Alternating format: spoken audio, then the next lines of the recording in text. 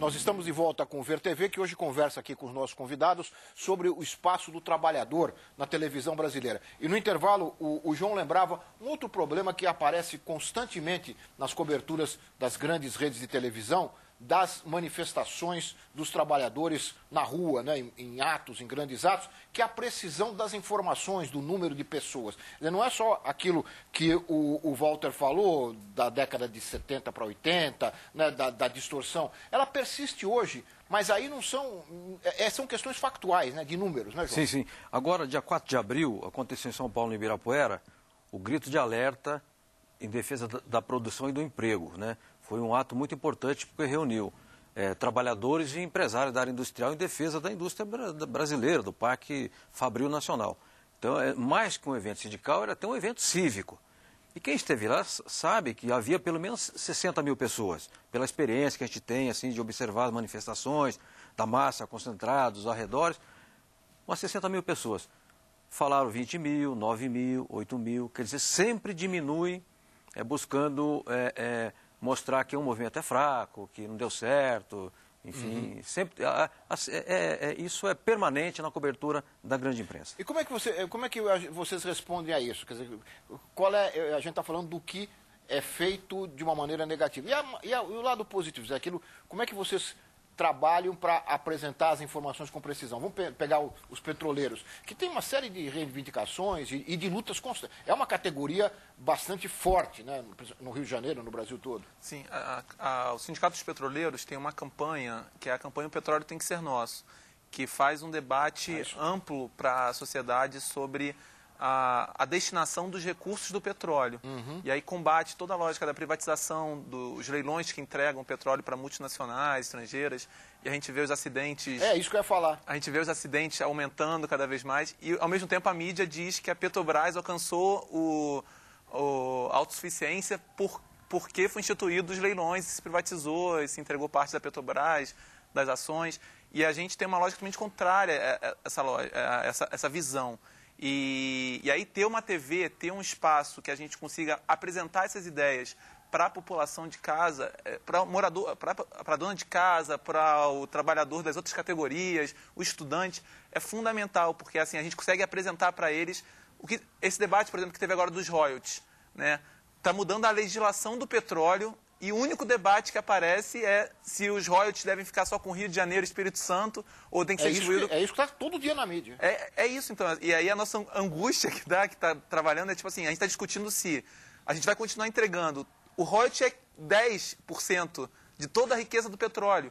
Os outros 90% vão ficar na mão de multinacionais estrangeiras, vão ser destinados para resolver os problemas sociais do povo brasileiro, ou para onde vão? Era isso que a gente queria discutir. E é cada vez mais difícil romper essas barreiras da grande mídia. E vocês colocam isso, quer dizer, vocês colocam isso no programa. Sim, a gente tem... E qual é o retorno? Depois eu até queria também ouvir da TVT. Então, acho que a gente associa nossos meios de comunicação com atividades de rua, manifestações, aulas públicas, atividades em universidades.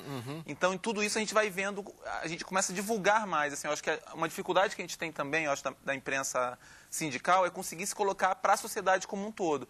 Por isso, conquistas como conquistar canais de TV aberto ajudam muito. Ocupar os espaços da web, a internet é fundamental nessa multiplicação. Mudando, né? Tá mudando. Abrir um canal pra gente, né? Volta, é a mesma questão com relação dos petroleiros. O retorno. Você já tem um canal aberto, né? Sim. Como é que é essa relação com o público? Então, é uma coisa que... Porque a minha pergunta é assim, mais na questão do conteúdo. Quer dizer, o público se surpreende com as informações que vocês dão e que eles não veem nos outros canais?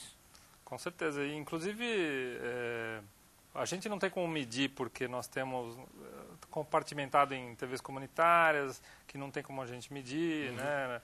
Temos em TV UHF, nós não temos a assinatura do Ibope, né? Para poder medir exatamente quanto que é, mas a gente tem na internet, porque os conteúdos estão replicados, né? E lá, assim, desde do início da TV, tá crescendo.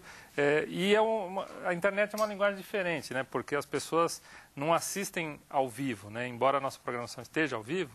Né? As pessoas veem depois. Elas veem depois sob demanda, é um outro tipo de linguagem. E nós temos visto, assim, está crescendo, nós temos cerca de 60 mil visualizações de vídeo por mês, né? que para uma televisão que é relativamente nova, tem um ano e meio que está no ar, é pouco conhecida, é bastante. E nós estamos agora também investindo muito forte na questão de mobile, né, para celular. Nós temos um aplicativo que a pessoa pode assistir por celular, por tablet, a nossa programação. E essa é a forma que a gente vê que está tendo mais resultado, né? Através das redes sociais, pegam pequenos vídeos nossos que estão lá postados e vão multiplicando e compartilhando. Bom, já que eu estou falando da TV dos Trabalhadores, a nossa reportagem foi à TV dos Trabalhadores para ver como funcionava e tal, e lá havia um entrevistado, um advogado, Newton Silva. Ele deu um depoimento para a nossa reportagem sobre essa relação da televisão e os trabalhadores que nós estamos conversando aqui. Vamos ouvir o Newton Silva. Eu acho que as grandes redes, elas se negam a fazer uma discussão qualificada no Brasil. Elas fazem uma discussão estereotipada, elas fazem uma discussão completamente embaçada. Elas passam uma visão para a população já embaçada com todo o ranço e o preconceito de elite que ela tem. Então, essa produção, que é uma produção mais popular, ela tem um compromisso com a verdade, tem um compromisso com a verdade das pessoas e tem um compromisso com a verdade da situação. Isso é importantíssimo, porque você não tem um olhar preconceituoso. Eu acho que quando você não tem um olhar preconceituoso, você tem uma comunicação menos violenta. Isso é importantíssimo. Então, o universo do trabalhador sendo mostrado pelo próprio trabalhador. Eu sou um trabalhador. E as pessoas que vêm aqui são trabalhadores, que vão falar do seu universo. Elas não vão falar de uma maneira romantizada, mas elas vão falar de uma maneira como aquilo acontece. Ele falou, vem aqui, está se referindo à TVT, que ele estava lá no estúdio da TVT. Eu queria perguntar para o João. João, além dessas iniciativas, como os programas que vocês fazem, existe alguma intenção, alguma ação dos sindicatos? Vocês conhecem alguma ação de sindicatos para dialogar com as grandes emissoras, para mudar, ou para, de alguma forma, sensibilizar para essas questões que nós estamos colocando aqui, que o Newton acabou de falar? Você acha que é possível sensibilizá-las para ter um outro olhar em relação ao movimento dos trabalhadores? Acho que não. Você acha que não? Acho que não. É impossível? É impossível. Eu tenho pregado diferente. Nós temos que criar os próprios meios. Ou fazer o boletim, o panfleto por escrito, ou fazer a rádio na web, ou fazer o boletim eletrônico, ocupar redes sociais e passar também nos terminais de TV que tem dentro das emissoras dos sindicatos. Então nós temos que criar, nós não podemos ter ilusões com a grande mídia. Temos que criar os nossos veículos, achar meios, né, recursos e avançar nas TVs comunitárias. Eu faço uma crítica ao movimento sindical. Utiliza muito mal as TVs comunitárias.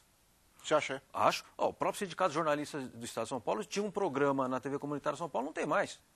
Quer dizer, como é que um sindicato de jornalistas no principal estado da federação não tem? Deveria ter. Né? E sindicatos grandes, vamos pegar, por exemplo, Bancários de São Paulo, Metalúrgicos de São Paulo, poderiam perfeitamente ter um programa. Porque eles espaço tem, né? Tem espaço e dinheiro, né? É legítimo, tem o espaço lá que a lei assegura e eles têm recursos para fazer. Eu queria fazer um outro comentário aqui, assim, do Câmara Aberta Sindical, de uma coisa que eu considero interessante, que de vez em quando a gente leva o trabalhador. A gente entrevista o dirigente sindical, o assessor sindical, o economista, o jornalista, mas de vez em quando a gente pega um trabalhador. Um dos programas que eu fiquei mais feliz de fazer é quando a gente levou uma margarida que faz a limpeza do Lago da Arocha em São Paulo. Eu falei, eu quero mostrar para a população como é que trabalha uma pessoa dessa, como é que é a vida de uma pessoa que limpa a nossa cidade. E uma mulher já de uns 30 e poucos anos, e muito inteligente, assim, muita vivacidade mental. Aí eu perguntei para ela quanto ela ganhava, dizia, eu ganho 800 e poucos reais. E ela disse, olha moça, eu não posso perder esse emprego de jeito nenhum, pelo amor de Deus, porque tem plano de saúde e meu filho é deficiente. Então, eu preciso mais do plano de saúde do que do emprego. Aí eu perguntei, como é que você se diverte? Ela disse, olha, eu me divirto assim, eu fico olhando as vitrines, eu fico vendo o movimento das pessoas, eu me divirto desse jeito. E você vai ao cinema? Ela me disse, faz 18 anos que eu não vou ao cinema.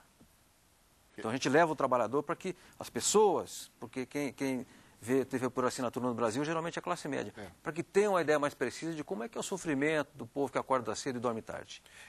Você está colocando uma questão que no jornalismo às vezes se discute, mas se discute pouco, que é da personagem, da história, né? Eu estava lembrando e lendo agora um artigo recente da questão do Pinheirinho. Foram 7 mil pessoas, né, desalojadas. Não se contou uma história daquelas pessoas. Falou do juiz, e se tratou as pessoas como...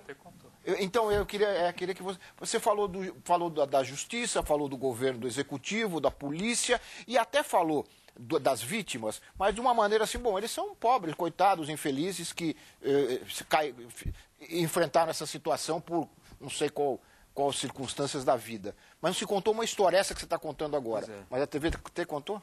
Contou, inclusive mostrou que existia atividade econômica, tinha salões de cabeleireiro, tinham bares, tinham padarias lá dentro.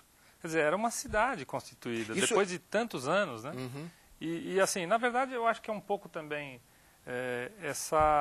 além do preconceito contra o trabalhador, existe uma coisa assim, são pessoas que são invisíveis para a grande mídia em geral, né? Porque ela tem um padrão plástico, estético, que serve aos interesses comerciais dela. Então, mostrar uma coisa que é a realidade, do trabalhador, do pobre... Ela é a emissora. É, a emissora, né? Não interessa, porque o anunciante fala, escuta, gente feia, gente pobre, gente real, né? Não dá anunciante, né? Então, eu acho que esse é o problema. No caso do Pinheirinho, também, a intenção é mostrar como se fosse um bando de gente desvairada, que ocupou por esporte, porque são radicais, né? E que querem ocupar porque tem prazer disso, não porque existe um déficit de moradia e que São José dos Campos, mesmo tendo programas habitacionais, o problema é que a prefeitura não apresenta projetos de habitação. Tem recursos, tem programa Minha Casa Minha Vida, e lá não tem construção de moradias porque a prefeitura não apresenta projetos. Mas para desalojar, eles agem rapidinho. Você ia falar? Eu queria comentar uma coisa sobre sua pergunta anterior, sobre a nossa relação com os veículos privados. Né? Eu acho, na verdade, eu concordo que a gente tem que construir e estimular os nossos veículos de comunicação, isso é fundamental. Acho que existe um déficit de participação do movimento sindical nas TVs comunitárias, valorizar a comunicação enquanto um instrumento fundamental de transformação da realidade e de conquista das suas vitórias de categoria também, né? Mas eu acho que também a gente tem que constituir uma palavra que para a grande mídia é um tabu, né? Que é a ideia do controle social da mídia. Eu acho que eles colocam que... Engraçado, né? Porque você ouve a grande mídia chamando o controle social da mídia de censura. Como se eles não fossem os maiores aliados do período que obrigou o movimento social a ser censurado, né? Então, eu acho que a ideia do controle social, eu acho que a nossa relação com a grande mídia não pode ser de esperar que eles vão dar espaço para a gente. Eu, como jornalista sindical, mando release, mando tudo para a grande mídia. Sai, né? Não. Sai, não. Só que não sai nada. Assim, até teve uma experiência interessante ano passado, com a visita do Obama no Brasil, que veio negociar entre várias coisas o petróleo, que eles querem comprar o nosso petróleo e depois o Brasil recompra o produto refinado, né? E vende barato, compra caro, essa lógica colonial histórica, né? Então a gente fez e o Obama ia fazer um discurso na Cinelândia, que era um palco histórico dos movimentos sociais, de resistência, de combatividade. O Sindicato dos Petroleiros sediou uma série de reuniões dos movimentos sociais para impedir que isso acontecesse. E aí a grande mídia foi lá cobrir uma assembleia nossa, aí colocou assim, o Sindicato dos Petroleiros é o QG anti-Obama no Brasil, assim, não dizia os argumentos, assim, eles até colocam aquela frasezinha no final lá da matéria, uma matéria inteira desconstruindo a nossa versão, entendeu? Quer dizer, pelo que eu estou entendendo, você está dizendo o seguinte, não adianta dialogar individualmente, né, com cada meio. A questão é mais de legislação. O que a gente defende o Estado tem que ter um papel de controle social, assim como tem o controle social da saúde, da educação, né? Não tem que ter o Estado para fiscalizar se o plano de saúde está sendo extrapolando. Então, tem que ter um controle social e o Estado tem que ajudar. Na Constituição diz lá, né, complementariedade entre o sistema público, privado e estatal. Hoje, o privado não existe uma complementariedade. O privado ocupa 90%, né, da audiência. Exatamente. E você está falando do controle, e eu me lembrei de alguns países em que o movimento sindical, assim como os partidos políticos têm aqui no Brasil, tem o chamado direito de antena. Se não me engano, em Portugal, há o direito de antena para o movimento sindical, para centrais sindicais. Né? E há até aqui na Câmara dos Deputados no Brasil um projeto do deputado Vicentinho nesse sentido, abrindo o direito de antena para o movimento sindical. Nós vamos falar sobre isso daqui a pouquinho, inclusive ouvindo o deputado Vicentinho. Eu vou ter que fazer um rápido intervalo e nós vamos em seguida continuar com o VTV, conversando hoje sobre o espaço do trabalhador na televisão brasileira. Nós voltamos já.